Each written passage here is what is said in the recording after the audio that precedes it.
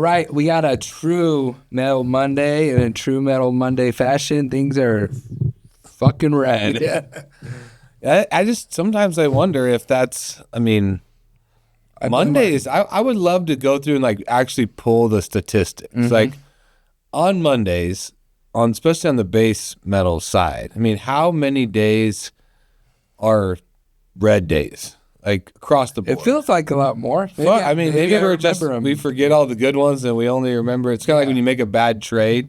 Yeah, you forget the good ones you make all week long, and then that one that you made, you're like, that we kind of sucked on that one. You remember that? It sticks in your head. I remember the bad shit better than the good shit usually. You know, why is that? I wonder why our brain is trained that way.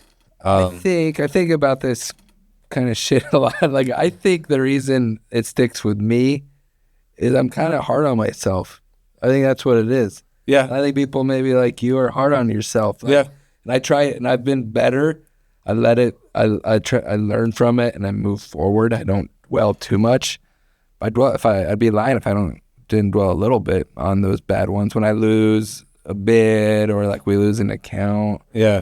Or I see like a bad transaction our guys made, like it gets under my skin, and and I tackle it head on. But I think about people like us, a lot of our listeners. That's probably why, because I bet a lot of our listeners are in the same boat. Yeah, I think I think sometimes we give ourselves too much credit when things go good, and we're too hard on ourselves when things go bad, and it's probably somewhere in the middle. But when it comes down to like remembering some of the bad trades, I think it's part of just because you want to be perfect or as close to perfect as possible, even though like you won't be, but you're always chasing to be a little bit better. And if you're a person that's not happy with just status quo, then I think that is somebody that remembers those imperfections. So you like, what can I do next time to be a little bit sharper or a little bit better? So I feel people that are pushers, people that are like they want to achieve and they want to do more, they tend to those ones sit a little heavier on them. But it's also, if you really want to achieve and you really want to do more, the unlock is to just fucking go fast, make decisions, make moves, be smart, be strategic, but know that like you're probably gonna miss a decent amount, but you just got to hit more than you miss. Yeah, this goes right. So real quick, shout out to my youngest daughter, Eden, her birthday, 12th birthday. Today. She's growing up so fast. She had her first basketball tournament. This goes right into what we're saying. We had big dreams winning our first basketball tournament. Yeah. We made it through the first round. Oh, you did? Yep, made it through the first round. And we were down 6 or 8. They battled through. They have a good, scrappy team, and they care, and they work really well together now. So they won the first one. We get to semifinals, because if we win this next one, then we get to the championship. And we were in it, man. It was a dogfight. They were in it, down 2 points. No one was scoring in the fourth quarter, and then the other team's not making excuses, but the other team's coach started bitching.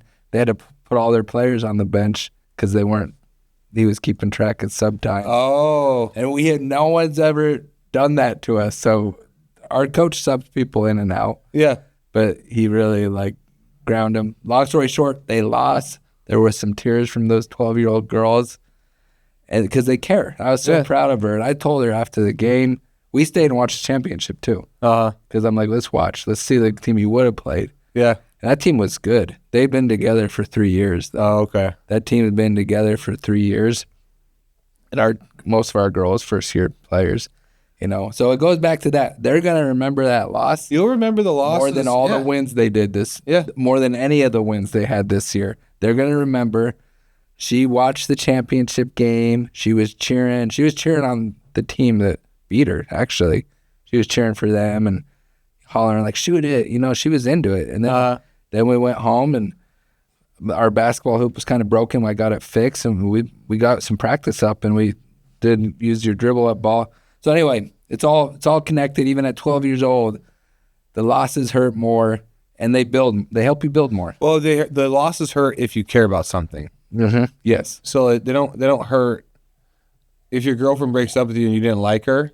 Then they don't care. Mm-hmm. If you liked her and she broke up with you, you care, right? It's the same thing. If you lose a game, you care about the game, you care about the sport. It hurts, right? It's all connected. The losses hurt when you actually care. So if you're losing at something you actually and you care that you're losing, that means there's something there. There's something you care about, right? Agree. So, speaking of that, the copper's losing money, Copper's losing. nickel's losing, aluminum's losing, PGMs are losing. I mean, it's a loss across the board. It's kind of leveling out. Yeah. It's Monday.